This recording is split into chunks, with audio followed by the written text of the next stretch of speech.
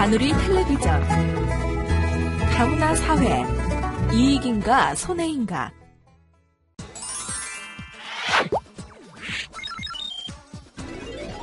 다누리 텔레비전. 여러분 안녕하세요. 다누리 텔레비전에 오신 것을 환영합니다. 오늘은 다문화 사회, 이익인가 손해인가에 대한 주제로 이야기를 나눠보겠습니다. 먼저 강사님을 모셔볼까요? 안녕하세요. 오늘은 다문화 사회를 바라보는 한국인의 시각에 대한 내용과 다문화 사회의 긍정적 효과와 부정적 효과에 대해 이야기 나눠보도록 할게요.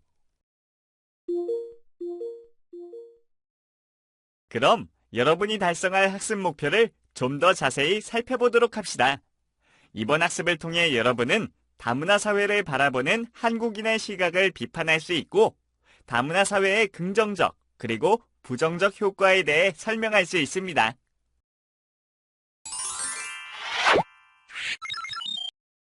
영상을 불러봅시다. 먼저 오늘의 주제와 관련한 영상을 함께 보고 이야기를 나누어 보겠습니다. 우리와는 조금 다른 문화적 배경을 가진 이주민들은 생각보다 가까이에서 함께 지내고 있습니다. 그리고 많이 알려져 있지는 않지만 과거 우리나라에도 다양한 문화권에서 온 이주민들이 있었죠.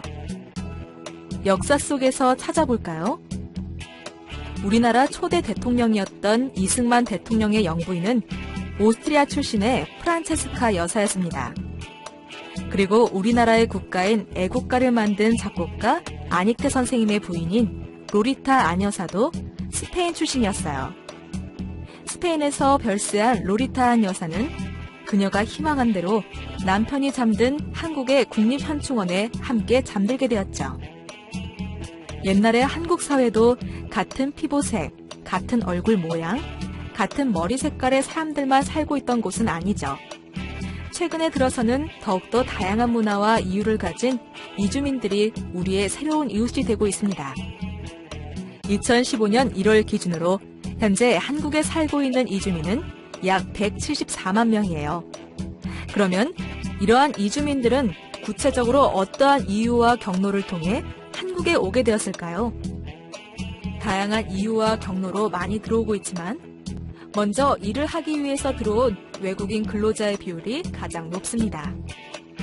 또한 이렇게 외국에서 이주해온 부모님을 통해 한국에 들어오게 된 아이들 혹은 한국에서 태어난 자녀들이 있죠. 결혼을 통해서 한국에 이주하게 된 경우도 많아요.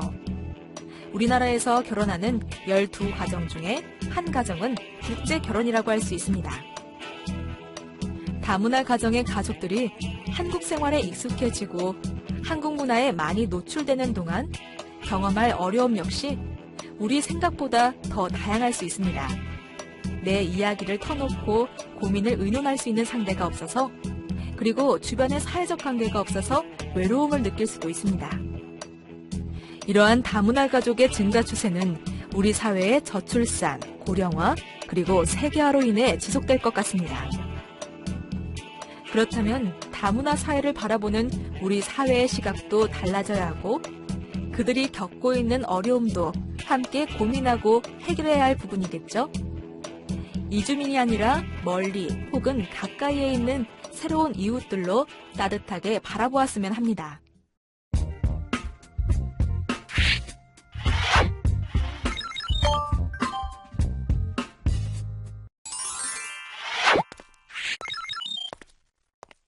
우리 사회의 외국인 현황과 다문화 가정의 현황에 대한 영상을 보셨는데요.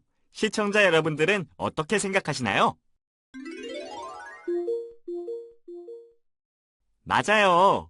우리 모두가 다문화 가정을 새로운 이웃으로 인식하는 날이 왔으면 좋겠네요. 자, 그럼 여러분들은 다문화 사회에 대한 사회적 그리고 경제적 투자에 대해 어떻게 생각하시나요? 다양한 의견을 보내주고 계신데요. 강사님은 다문화 사회에 대한 우리나라의 사회경제적 투자에 대해 어떻게 생각하시나요? 우리 국민의 시각에서 보면 다문화 사회에 대한 사회적 투자와 경제적 투자를 낭비라는 입장과 이익이라는 입장으로 나눠지는데요. 우리 국민들 가운데는 다문화인에 대한 투자는 예산 낭비다라고 생각하시는 분들도 어느 정도 있군요. 네. 그렇기 때문에 다문화에 대한 국민들의 수용성이 낮다고 볼 수 있습니다. 다음에 제시되는 표는 국민 다문화 수용성 조사 결과를 발표한 것인데요. 우리 국민이 문화 공존에 찬성하는 비율은 36.2%이고 다문화에 대한 부정적 생각을 가지게 되는 이유로 국가의 재정적 부담이 증가하기 때문이라는 대답이 38.3%로 더 높습니다. 여기서 우리 국민의 다문화 수용성은 이중적으로 나타난다고 볼 수 있습니다. 그렇다면 정말 다문화 가족에 대한 지원 정책이 낭비일까요? 결론부터 말하면 그렇지 않습니다. 우리 사회가 진정한 다문화 사회가 되기 위해서는 다문화 가족에 대한 정책적 지원은 투자이고 우리나라의 미래를 위해서도 아주 중요합니다.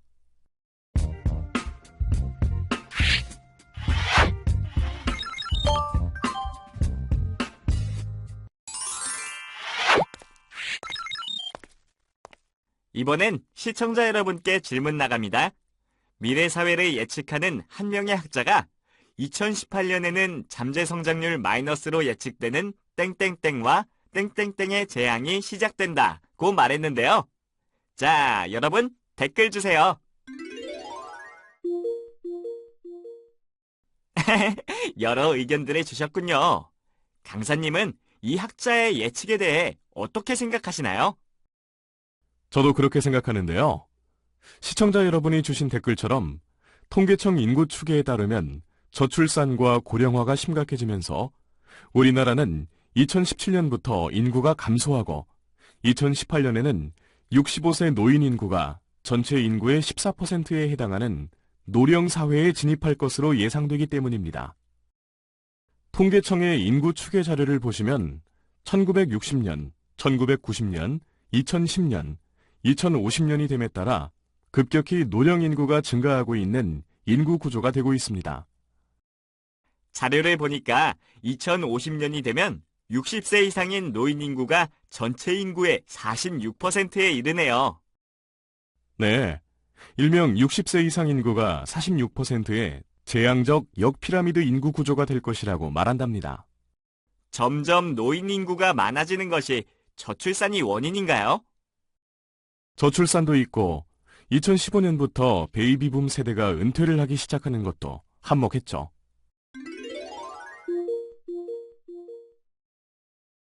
시청자 여러분들이 댓글 달아주신 것처럼 한국전쟁 이후에 태어난 1955년부터 1963년생을 가리켜 베이비붐 세대라고 합니다. 베이비붐 세대는 약 712만 명에 이르고 이들은 전체 인구의 14.6%에 해당합니다. 지금의 40대 후반인 제2차 베이비붐 세대까지 합치면 전체 인구의 28.6%에 해당합니다. 베이비붐 세대가 우리 한국에만 있나요? 아닙니다. 우리보다 30년 앞서서 일본 역시 단카이 세대라는 베이비붐 세대가 있었어요. 단카이 세대들은 1990년에 은퇴를 시작했습니다. 일본의 한 연구소에 의하면 이들이 은퇴하면서 소비를 자기 수입의 40%로 줄였다고 합니다. 그 때문에 일본은 1990년부터 내수 경제가 침체하면서 성장률 0%에 머무르는 잃어버린 10년을 맞이했다고 합니다. 우리나라 역시 2015년부터 베이비붐 세대가 은퇴하면서 일본처럼 될 수도 있겠네요. 네, 아마도 내수 침체와 잃어버린 10년이 찾아올 수도 있습니다. 우리나라는 저출산으로 인해 점점 핵가족화가 되고 있습니다. 핵가족화가 심화되면서 1인 가구가 점점 증가하고 있는데요. 2035년에 이르면 전체 가구 인구 중 1인 가구 비율이 34.4%에 이를 것으로 예측됩니다. 노인인 경우 고령화로 인해 배우자가 일찍 사망하고 부양 자녀의 감소로 인해 혼자 사는 독거노인도 점점 증가할 것으로 예상됩니다. 한편 노령화 사회에서 큰 부담 중의 하나는 바로 의료적 부담입니다.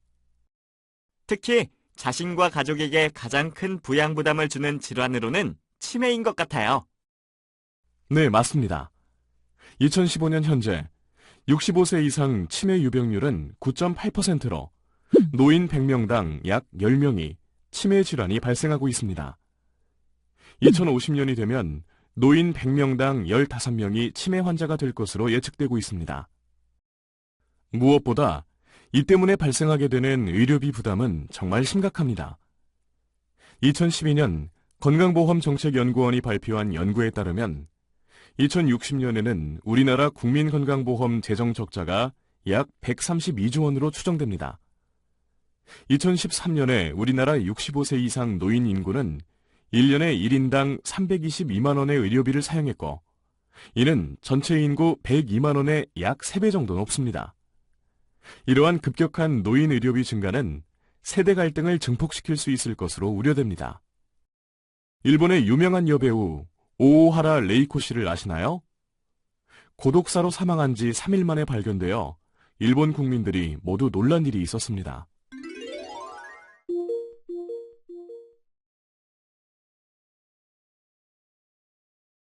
이 때문에 일본에서는 노인 고독사가 심각한 사회 문제로 대두되었다고 해요. 맞습니다. 일본은 현재 연간 3만 2천 명의 노인분들이 혼자 있다가 고독사하고 시신은 평균 3주 만에 발견된다고 합니다. 이로 인해 일본에는 고독사로 돌아가신 노인들의 시신과 유품을 정리해주는 유품정리회사가 신종업종으로 활동 중에 있습니다. 좀 전에 댓글에도 올려주셨는데 우리나라의 고독사는 얼마나 될까요? 자료를 보시면 우리나라에서도 2014년 한 해만 해도 1,008명이 고독사로 사망했습니다. 2013년 9월 부산에서는 67세 노인이 죽은 지 5년 만에 백골 상태로 발견되기도 했습니다. 이 때문에 우리나라에서도 일본처럼 유품정리 회사가 운영 중에 있는데요. 이 회사가 밝힌 사례에 따르면 같은 아파트 1층에 어머님이 살고 3층에 아들이 살았는데 어머니가 사망한 지 1개월 만에 발견된 사례도 있었다고 합니다. 정말 안타까운 일입니다. 앞에서도 의료적 부담에 대해 말씀을 드렸었는데요. 저출산 노령화가 심각해지면서 우려되는 것은 점점 젊은 세대의 노인 부양 부담이 증가하게 되는 것입니다.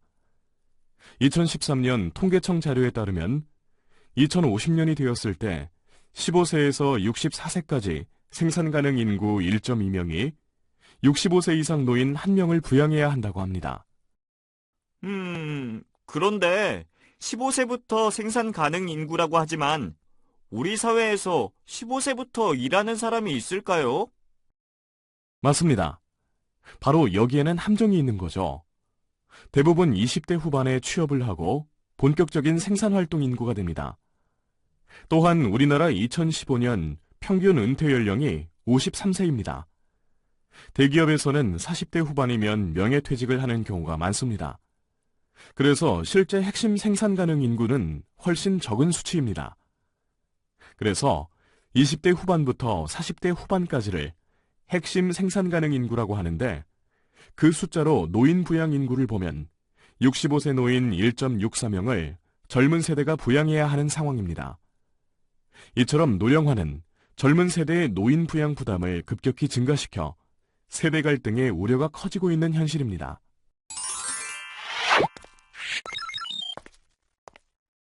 지금까지 강사님과 여러 이야기를 나눴는데요. 그렇다면 다문화 가족이 증가하는 것은 한국 사회에 어떤 의미가 있을까요? 자, 여러분 댓글 주세요.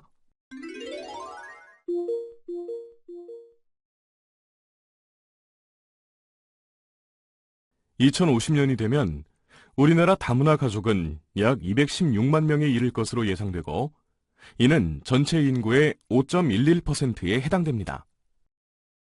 특히 다문화 가족이 생산 가능 인구에서 차지하는 비율은 5.96%에 해당되는데 이 때문에 우리나라 노령화율 완화 효과는 약 4.04%에 이를 것으로 추정되고 있습니다. 다문화 가족이 많아져서 우리나라 노령화율을 4.04%로 완화시키면 어떤 이익이 있을까요? 네. 한 가지 예를 들어 설명할게요. 현재 인구 기준으로 4.04%이면 노인 인구 약 63만 7천 명에 해당하는데요. 2015년 현재 중앙정부와 지방정부 다문화 예산을 합치면 1,663억 원입니다. 그런데 우리나라 노인 1인당 생활비가 월 평균 121만 원이고 이를 노인 63만 7천 명의 1년 생활비로 환산하면 9조 2,710억 원입니다. 또한 노인 의료비는 약 2조 540억 원으로 합치면 11조 3,250억 원입니다. 극단적인 예라고 할 수 있으나 2015년 다문화가족 지원 예산 1,663억 원을 투입해서 11조 3,250억 원이 소요되는 노령화율 완화 효과를 거둔다면 경제적으로 결코 낭비가 아닐 것입니다. 이처럼 우리 사회에 다문화 가족이 많아지고 그들을 위해 현재 정책적 지원을 하는 많은 투자는 우리 미래 사회에 더 큰 이익이 될 것으로 생각됩니다. 강사님, 경제적 효과와 관련된 대표 사례가 있다면 소개 부탁드립니다. 다문화 가족 정책의 경제적 효과에 대한 대표적인 사례로 미국의 드림 액트 법안이 있습니다. 드림 액트 법안은 미국 내 불법 체류 중인 미성년자 학생들에게 고등학교 졸업과 동시에 6년간 임시 영주권을 주고 2년제 이상 대학교 졸업이나 2년간 군복무를 하는 경우 영주권을 주는 법안입니다. 이 법은 2001년 처음 제안되었으나 우여곡절 끝에 2012년에 미국 연방 하원을 통과하였고 몇몇 주에서는 통과 제정되었습니다.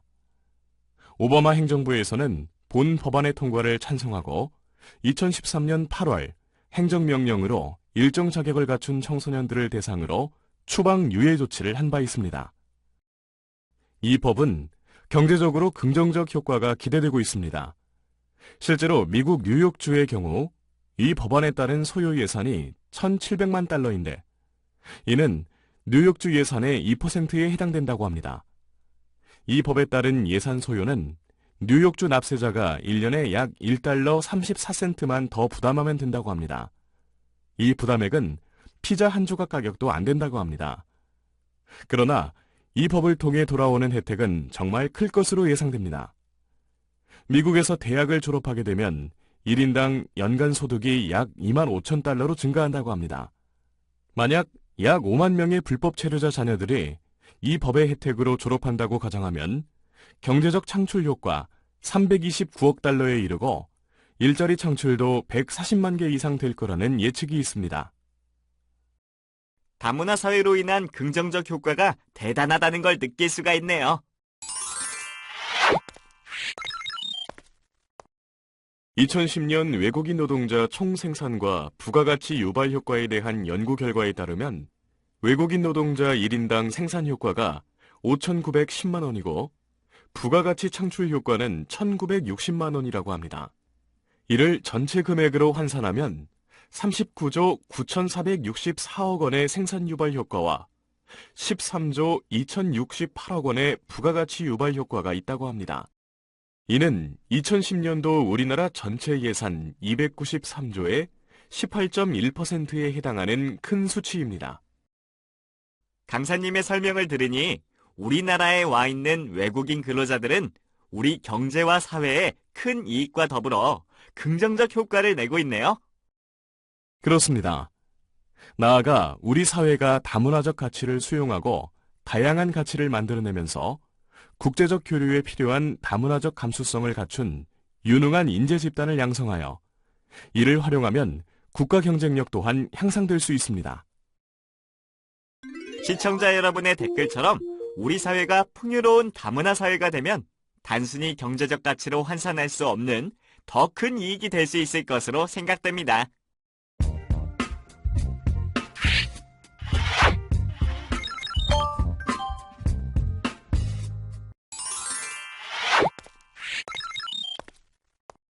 강사님, 다문화 사회가 우리 사회에 긍정적인 효과만 주지는 않을 것 같아요. 부정적인 부분이 있다면 미리 알고 준비해야 하지 않을까요? 오, 맞습니다. 부정적 효과도 있습니다. 다문화 사회의 문화적 갈등은 규범 충돌로 사회 불안을 초래하는데요. 다양한 인종들이 유입되면서 언어, 문화, 종교적 갈등이 발생하게 되는데 이로 인해 사회적 통합 비용이 증가할 위험도 있습니다. 또한 종교, 문화의 차이를 사회 질서와 생활 규범을 위협하는 존재로 인식하기도 합니다. 2010년 다문화 사회 정착과 이민 정책 자료에 따르면 이슬람 여성들의 전통 복식인 부르카를 유럽에서는 착용을 금지해서 사회적 갈등이 증가했다고 합니다. 특히 네덜란드 인구의 63%가 이슬람 문화가 현대 유럽에 맞지 않는다고 인식하고 있습니다. 그렇다면 우리 사회의 다문화에 대한 인식은 점점 개선되고 있을까요? 2012년 전국 다문화 가족 실태조사에 따르면 우리나라 사람들의 다문화 수용성은 36.2%로 유럽 78.3%에 비해 절반 수준에 못 미칠 만큼 낮다고 합니다. 또한 결혼 이민자들이 겪는 사회적 차별 경험자 비율을 보면 2009년 36.4%에서 2012년 41.3%로 오히려 더 악화된 것으로 추측해 볼 수 있습니다. 우리 사회는 다문화 사회로 진전되고 있으나 일반 국민의 다문화 수용성은 미흡한 상태이므로 부정적 효과를 낼 수도 있습니다. 또한 저소득층 취업 경쟁이 심화되고 있습니다.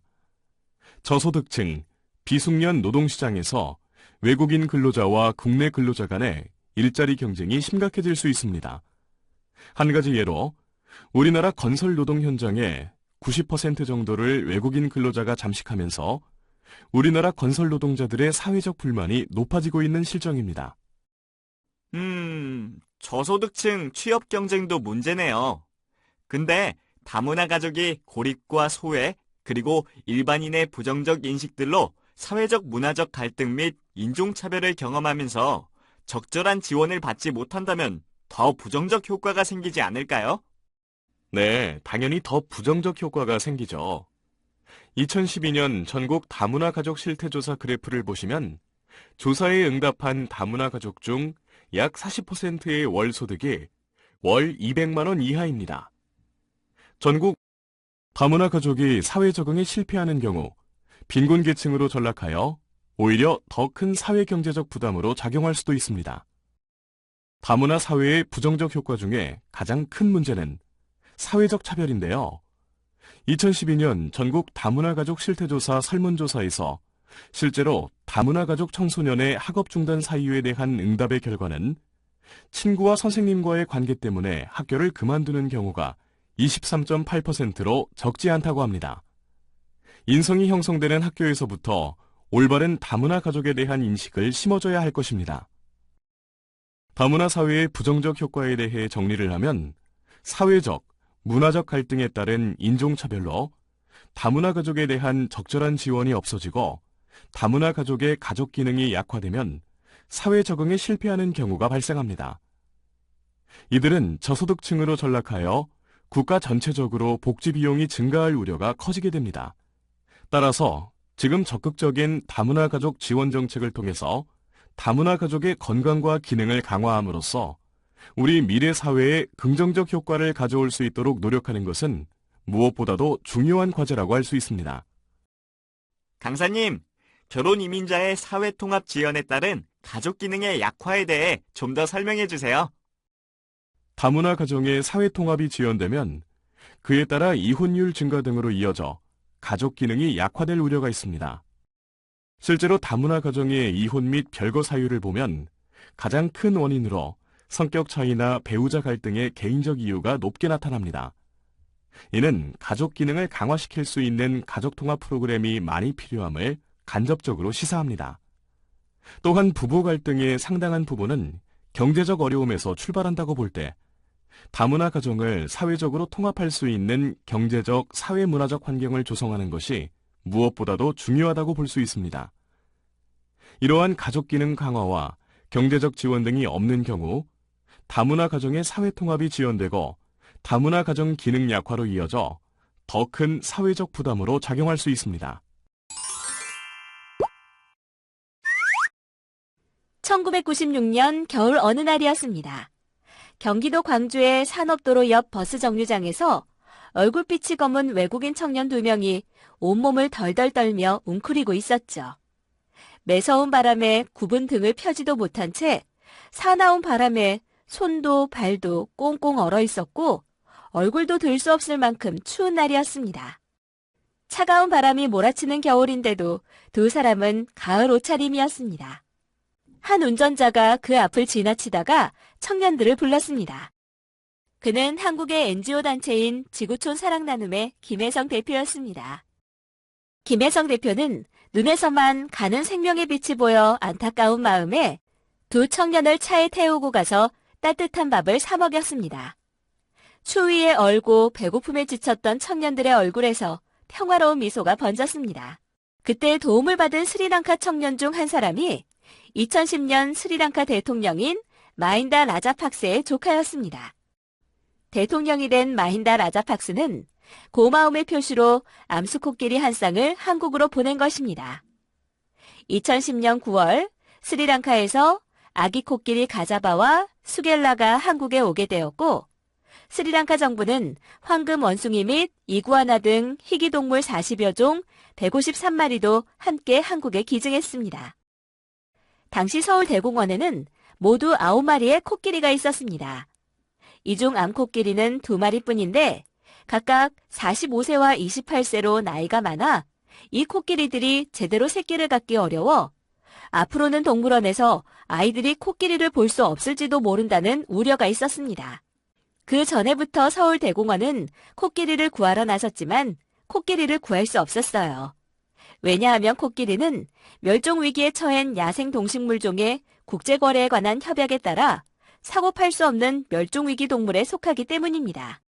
스리랑카 정부가 한국에 암수코끼리 한 쌍을 선물한 덕분에 서울대공원 등 동물원에서 코끼리가 사라져버릴 위기 상황에서 벗어날 수 있었습니다. 스리랑카 코끼리 이야기 잘 보셨나요?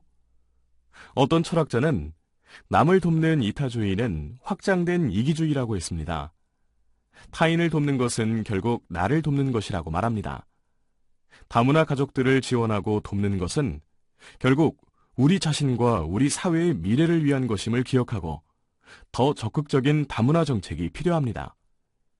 이와 같은 다문화 가족들을 돕는 것이 우리 미래를 위한 것임을 깨닫고 다문화 가족들을 위해 더욱 열린 마음과 더불어 함께 살아가려는 마음을 가지는 것이 다문화 사회의 시민의 태도라고 생각합니다. 시청자 추천 시간입니다. 시청자 여러분이 가장 많이 추천해주신 오늘의 도서나 영화를 소개할게요. 바로 다문화 관련 영화 마이 리틀 히어로입니다.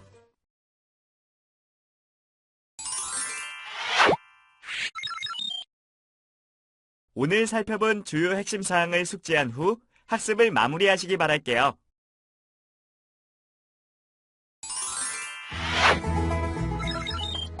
다누리 텔레비전. 오늘은 다문화 사회, 이익인가 손해인가에 대해 이야기 나눠보았는데요. 아쉽게도 오늘 방송은 여기까지입니다. 시청자 여러분 모두 삶에서 만나는 다문화 가족을 보배로 친구로 여기시길 바랄게요. 그럼 안녕!